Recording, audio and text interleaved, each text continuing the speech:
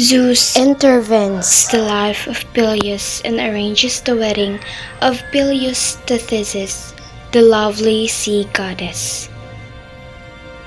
Zeus doesn't want anything to go wrong during the marriage ceremony and the party as well. Therefore, he refuses to invite Eris, the personification of strife and dissonance, to the wedding. She of course show up anyway, according to her nature and rules an apple with inscription, to the fairest of all the goddesses, and to the wedding party. Three goddesses, Hera, Athena, and Aphrodite. Each desires the prize. This apple is mine, for I am the most beautiful of all the goddesses. Not so quick. I am young, strong, and beautiful. So this apple is surely mine. God and mortals could not resist my beauty. Flowers bloom whenever I pass. This apple belongs to me. Hermes, I have an important task for you. Take this apple to Pereja, the guardian of Ida. You will find a young herdsman Paris, the son of Priam. Tell him that he's been chosen by Zeus to judge the beauty of goddesses and to decide once and for all which one is the most beautiful. What's the apple for? Oh, that's the prize for the winner. That's the best you could do? It's the apple from the table of Zeus. It's not a prize. That's important. But the honors of being chosen. Who's beautiful of all goddesses? As for myself, I have nothing to do with it. I love you all equally. And if I had my way, all three will be. But of course, one of you has to be honored above the others, or you will never be satisfied. And if I choose one of you, the other two will make my life miserable. This young virgin, others can has an protective eye. Although there is royal blood in his name, he is a simple country man, so he knows what's what and he won't play ignorance. Doesn't matter who the judge is. Momus himself can be the judge. As far as I am concerned, I have nothing to hide. I mean, what fault could he possibly find with me? Of course, the other must agree too. Oh, we're not afraid to measure ourselves against you. Even if your lover Ares should be appointed, Ares will do whoever please. And my little Athena, does she approve? No, no. Don't blush or hide your face. I know it's a delicate subject, but there she knows her cousin very well. Then it's decided. And remember, the loser in this contest mustn't be angry with the judge. I will have the poor punished for this decision. Only one can wear the crown of beauty. Alright then, we're off to Perugia. Just follow me, ladies, and don't be nervous. I know Paris. He's a good boy, quiet and charmer, and a clever judge of beauty. They make the right choice. You can count on them.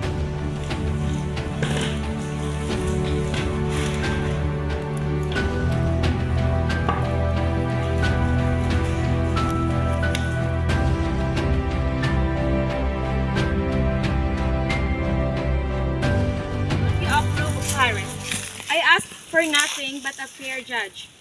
Do you know if he has a wife, Hermes, or is he a bachelor? He is not a bachelor in the stricted sense. What does that mean? Well, there's a wife, and she's nice enough, but she really doesn't deserve him. Why not? Well, she's a country beauty.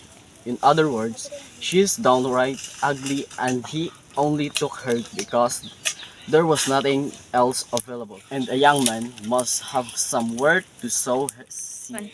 Why do you ask? Just curious. What's all this whispering about? God isn't fair, Hermes. Whatever you're doing up tonight, you can tell the rest of us. It's nothing important. She only asked if Paris was a bachelor. None of your business. That's what you should have said. It's an innocent enough question. Well, is he? A bachelor? No. What are his ambitions? Does he care about military glory? Or just for his goats?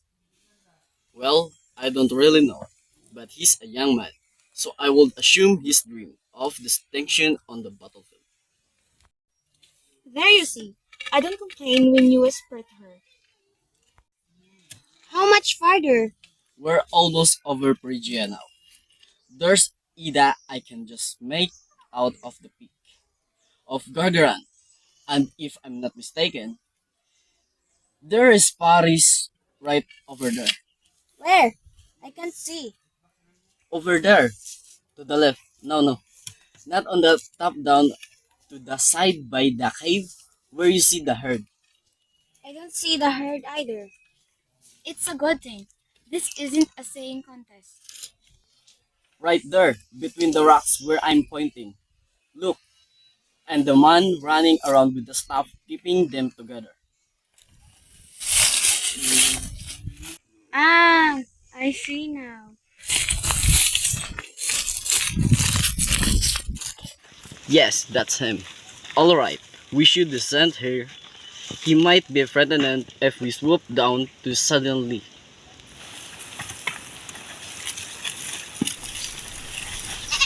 Here is our appointed referee. Good morning, Paris. Hey kid, aren't you a little young to be finding this dangerous state wind? A band of women, no list, beautiful women. So beautiful for this mountainside. These women, good Paris, are the goddesses Hera, Athena, and Aphrodite. And I am Hermes, messenger extraordinary for mighty Zeus. He was chosen you to judge the beauty of this tree, and the prize is this apple. An apple? Just give the apple to the fairest of the tree. That's it. Couldn't be simpler. But Lord Hermes, how do you take a mere gathered to judge between three such unparalleled beauties? He speaks well, at least.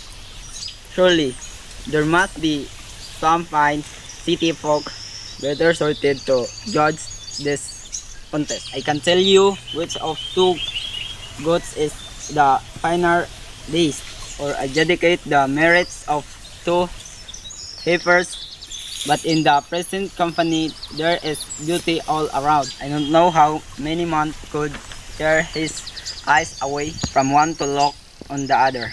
Wherever my eyes fall, there is beauty. I move them, and what do I find more loveliness? And yet I can focus because I sense equal beauty lurking just this way or that. I am distracted by neighboring charms. If only I were all eyes like Argos, then perhaps I could judge the matter. You're right. Hera, his speech is pretty. It is, I'm sorry, Paris. But these are Zeus' order, and there's no way out of it. You are to decide the matter. You're right, but the loser mustn't be angry with me. The fault will be with my eyes only. They are instruments for the crude for deciding such a fine matter. Zeus has already made this clear. There will be no retribution from the losing parties. Now, get to work. Alright, but am I just to examine them as they are, or should I go into the matter more thoroughly? Well, that's for you to decide. I guess, do whatever you think is best. What I think, bitch, then I will be true. You say true. I mean, if I'm to judge the entire package, perhaps they should disturb. This room? You're not a boy. Do you really think? Calm down, Hermes. The boy is quite right. I approve of your decision, Paris. And I will be the first to submit myself to your inspection. You will find that I have more to boast of than white arms and large eyes. Every part of me is beautiful.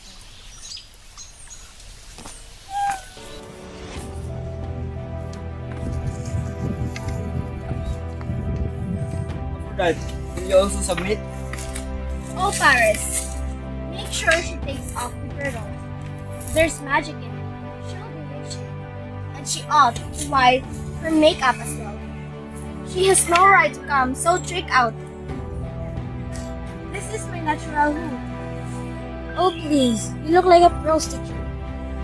Excuse me. She really should show herself unadorned. The makeup can stay, but you're right about the girdle. Ma'am, it must be removed. Oh, fine, but Athena has to take off her helmet then. Or are you afraid your girlish eyes might be exposed about their political struggles? You're intimidating the judge with that waving flag. I'm afraid of no such thing. Where's my helmet? And here is my girdle. Good, let's get on with it.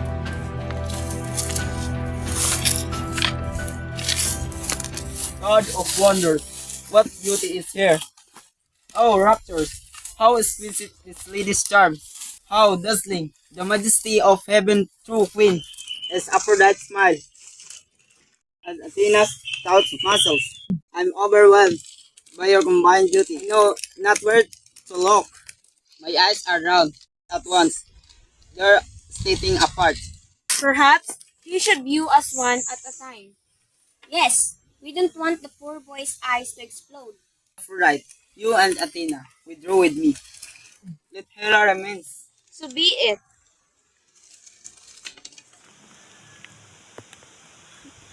Well, do you like what you see? Word cannot express my satisfaction, madam. When you have finished your scrappiny, you must decide how you would like your present. My presence? That's right. Give me the prize of beauty, Paris, and I will make you lord of all the Asia. I will take no present. Madam, withdraw and I shall judge as I see fit. Behold!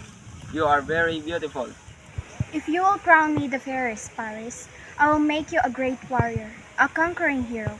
I will cast a divine spell so that you will never lose a battle. I appreciate the offer, Athena, but I'm a lover, not a fighter, and my father's rule is uncontested. What use do I have for fighting? You can put your robe back on and your helmet. I've seen enough. Here I am. Take your time and examine every inches as carefully as you like it. Let nothing escape your vigilance. Don't be shy. Put your hand here. There. That's that better, isn't it? You're a handsome boy, Paris. I've had my eye on you for a long time. You must be the fairest youth in all Operedia. It's such a pity that you're hidden away in there's rocks and crags. I'd like to wax you away a Spartan. If you like a girl with a little spunk, Helen is a Spartan, such a pretty girl, quite as pretty as I am. As pretty as you? Oh yes, and such a lover of beauty. I'm quite certain if she once caught sight of you, she would give up everything to be with you. She would make a most devoted wife. But I'm already married. So is she, but that's of no importance. When marriage exists with love, such bonds are easily broken.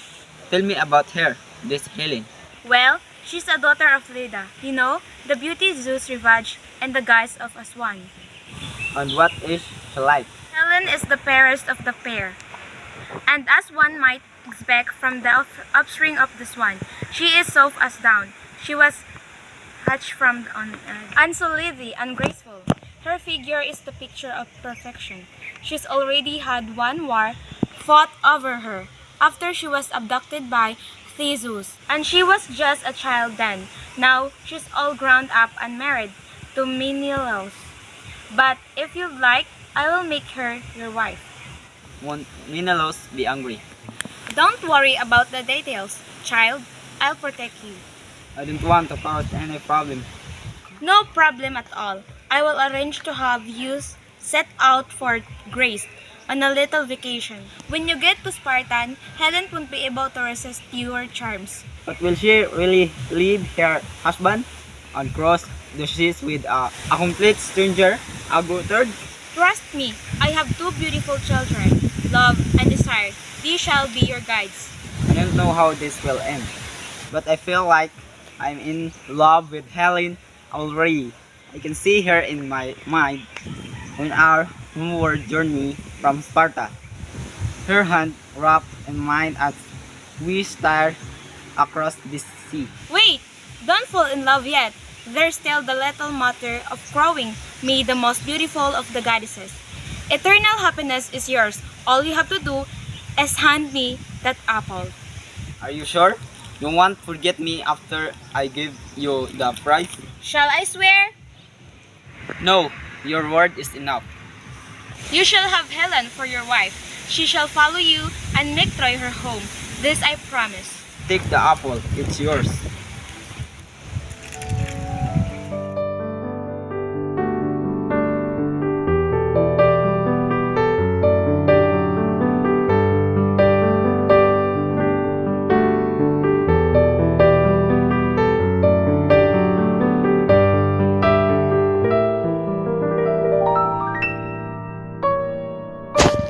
And Paris took Helen with her. The beauty, the launch 1,000 ships, thus the reason of the war between the Greeks and the Trojans.